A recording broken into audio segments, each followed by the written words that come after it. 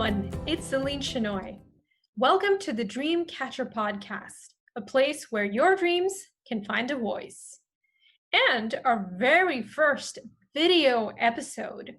I am so excited to be presenting all this information to you on a much more dynamic and interactive platform.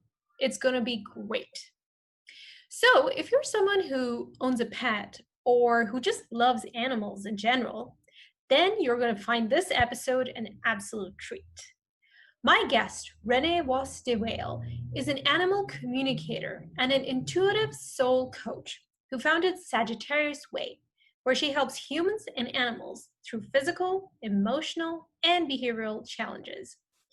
Renee and I will be discussing the many different ways that animals communicate with us, while providing guidance on how we can build a deeper and more meaningful bond with our fellow Earthlings.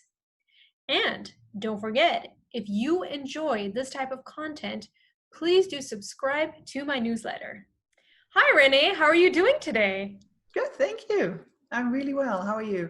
I'm doing great. Thank you so much for making the time to speak with us today.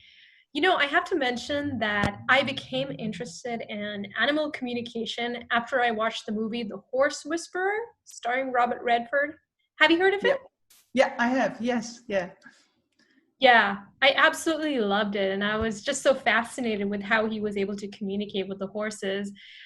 So, I mean, it's just great to meet someone who does it in real life. Well, we all do it. It's our natural gift. So I just play around with it a little bit more than most people do, or maybe I'm a little bit more aware of it. But in hindsight, we all communicate with our animals constantly. Yeah. Right. So, Renee, I want to start out by learning a little bit about you. How did this all begin? When did you discover that you had this ability to communicate with animals and also heal them?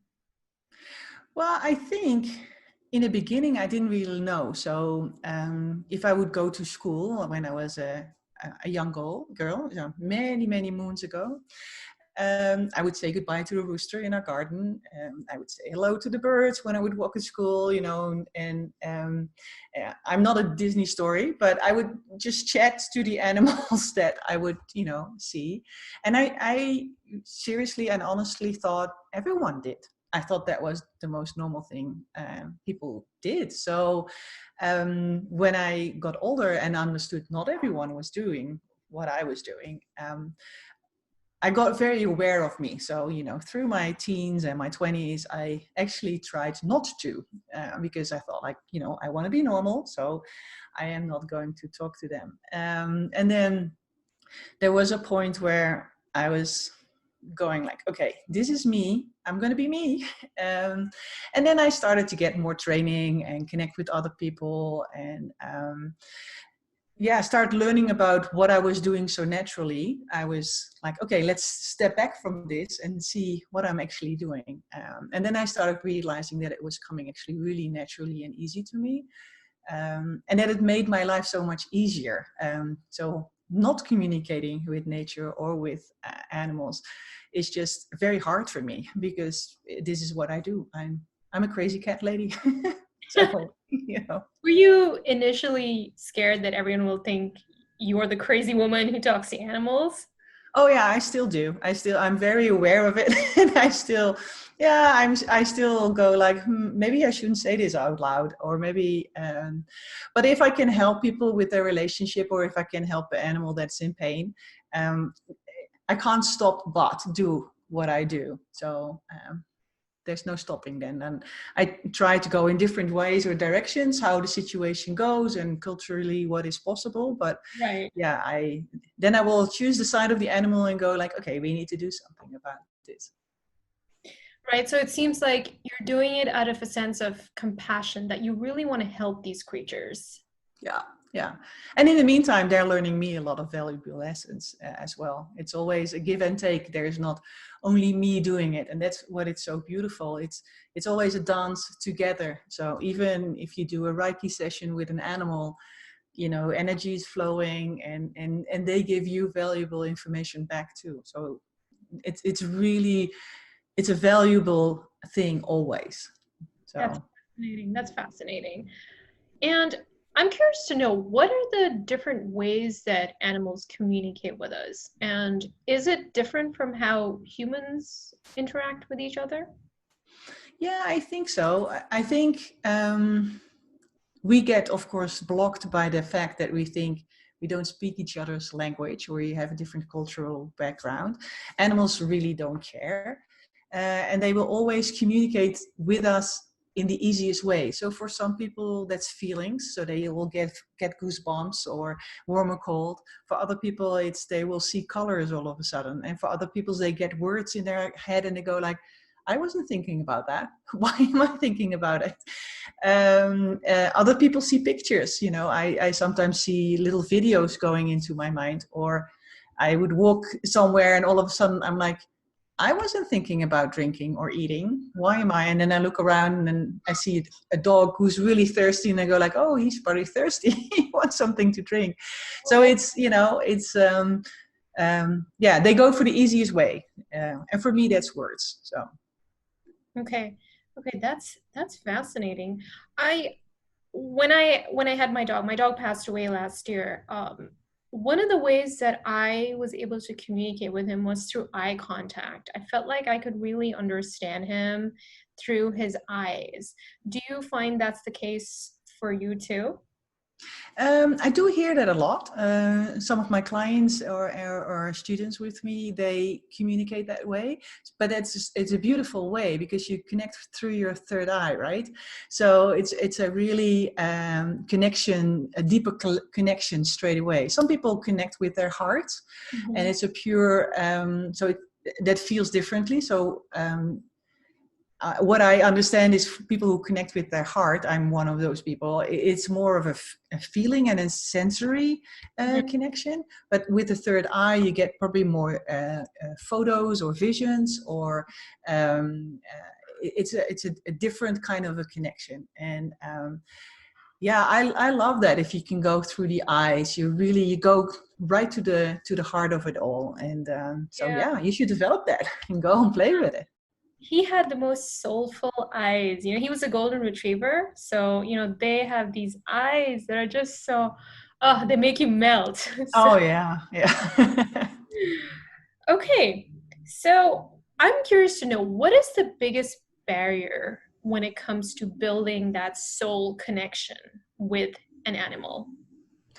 Well, I think at the moment we are so far removed from nature, and I think we're not taking it seriously. So I think culturally, as humans, we should be more into nature, and I think that it should become a normal conversation. Like the word energy is now more of a normal word in our conversations these days, so we use it easily, and we see it now in marketing forums coming back.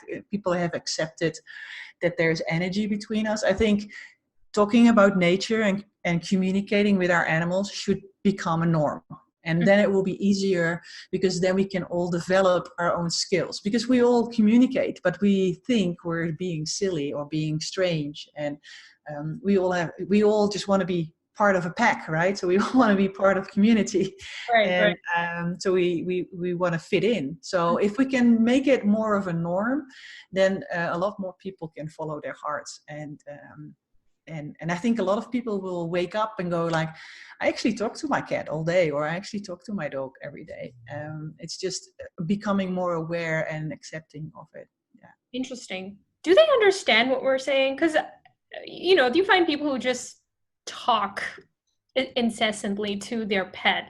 Do they actually know what their owner is saying, or is that Not all the like, time. oh, no, they're just Well, not all the time. They do watch us, and then don't always click with us because they don't are not aware of it, that we are actually focusing on them. You know, you really have to connect with them to communicate. If you're just walking to the house and you're randomly talking, they go like, okay, there she goes again. So you have to have a conversation like we have, you know, we look at each other, we have a conversation. You should do the same with your animal. But yeah, they can energetically. I think the confusion comes a lot of the time that are saying one thing, and our body language is saying something else, and our energy is saying something else. So they get confused by like, okay, she's saying that we're going to go for a walk, but she's on the phone. We're not going for a walk. Are we going for a, so you really have to, what you're saying, you have to go do. So they don't just listen to words. They look at the body language. They feel our energy. It's like you take in everything. Yeah, they are really present with us, something we should practice, right? So Right. when they're with us, so they're not distracted by anything else because, hey, we're having a conversation. So I'm here, are you here? So they look for that, right? Yeah. Yeah. Okay. So a lot of tribal cultures, like Native American and even the ancient Egyptians, they really worshiped, like they revered animals and they saw them as a source of power and strength. So based on your experience, what do you think we can learn from animals? I think that it depends on the decade that we live in, because as a group, we're learning different things. At the moment, I think we should all I have the feeling, so in my sessions with people, it comes up a lot, is that we shouldn't take things so personally. A lot of the things, it's not about us. We're just a small piece of a very large history that's happening on this planet. And we're taking things really, really serious. Yeah, we shouldn't. So one of the things that we could pay attention to is that it's okay if people come and go into your life. For a lot of animals, that's quite normal. And I know for some animals, it's very normal to stay together. But so it's okay to have different views, and it's okay to live life different than the neighbors do or than your friends do. If it doesn't suit you, then you should find a way of living that suits you. And animals are really good at that. They're like, okay, if this pack doesn't work for me, then I should find a pack that doesn't work. And the other ones don't take it personally, right? So wolves are not going like, hey, you were in our pack. Why I are was you not? thinking of wolves. It's Yeah. funny. Why are you going to theirs? They like, okay, you're better there. Okay, that's good. You're happy, so go there. And I think we can learn a lot from that. Right. So don't take things personally and have this kind of detachment. Don't be too attached to Yeah. expectations. And be really happy for other people, right? So if you've been friends or you've been colleagues for a long time and someone can get a better job, for example, that's amazing. That's great. Be Yeah. happy for the other person. And yeah. And sometimes that means that they need to move country or go to a different place, but the heart connection is still there and you had an amazing history together. So, then you have an opportunity to fly out and go and do your own thing as well. So everything always works out, and there's always this balance of things. Right. For all of us. That's beautiful. And also, I think another thing that animals can teach us is staying in the moment, staying in that present moment. I've seen that they don't care what's going to happen in the future and they don't, ruminate about the past, Yep. and I think that is something that I personally would love to learn how to do. I mean, I think I've come a long way, but it's still something I need to develop more. Yeah. Do you feel the same way?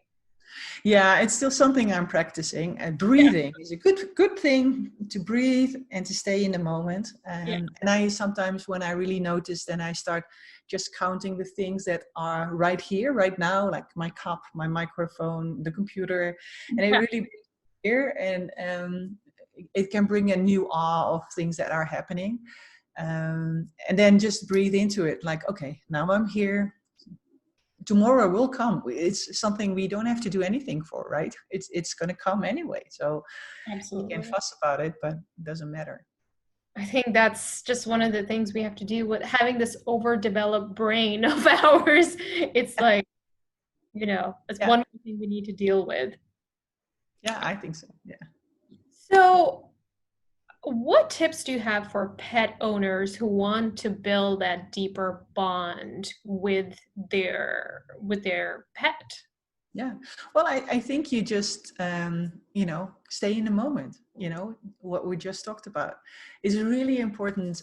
So if people would go to my website, I made a meditation for it to just stroke your animal and really be in that moment that you stroke your animal. And it's really, when you slow down and you see your pet and you really connect with it, that's when they can talk to you and show you things. And it can be silly things or small things. But if we don't slow down, there's no way that we're going to hear what they have to say. So it's really a being here, a slowing down, and actually sit down with them. Like, okay, I'm here, not going anywhere. What do you have to say? And not always thinking like, well, my dog is always sleeping or my cat always wants to be in another room. Well, introduce yourself and say like, okay, 5 minutes today. Let's spend 5 minutes today. And then you will see the difference happening, because they go like, oh, I really like that 5 minutes. And then, they'll come and try to connect with you more as well. A lot of the times we forget that we've been so busy and been ignoring them for a long time that they go like, they won't maybe trust that we want to have that connection with them. So we have to build and show them that we are willing to change that. So it's a lot of the times it's up to us to introduce and be patient and say like, oh, I really want to hear what you have to say.